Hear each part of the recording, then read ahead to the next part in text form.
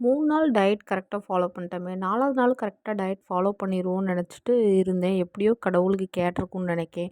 நீ 4வது நாள் டயட் ஃபாலோ பண்ண முடியாது அப்படிங்கிற மாரி. மார்னிங் வந்து கோபி ஃப்ரைட் ரைஸ் வந்து என் தங்கச்சிக்கு வந்து லஞ்சுக்கு வந்து பண்ணி குடுத்துட்டு, நான் மார்னிங் வந்து ஒரு இட்லியும், ஒரு பருப்பு வடையும் வச்சு ஒரு சிம்பிள் டயட்டா முடிச்சுட்டேன். ஆஃப்டர்நூனுக்கு வந்து கம்பு கூழ் பண்ணி சாப்பிட்டுக்கலாம் அப்படின்னு தான் நான் நினச்சிட்டு இருந்தது. என் ஹஸ்பண்டுக்கும் சேர்த்து தான் டயட் ப்ரிப்பேர் பண்ணிட்டு இருந்தேன். ஸோ, அதனால் ஆஃப்டர்நூன் வந்து கம்பு கூழும், பைனாப்பிள் ப்ளஸ் பன்னீர் ஃப்ரை வச்சு சாப்பிட்டுக்கலாம் அப்படின்னு சொல்லிட்டு, திடீர்னு என் ஹஸ்பண்ட் கிட்டேருந்து கால். "பிரிஞ்சி இருக்குது வாங்கிட்டு வரவா?" அப்படின்ட்டு. நானே டயட்டில் இருக்கிறேன்னு நினச்சிட்டு இருந்தேன்.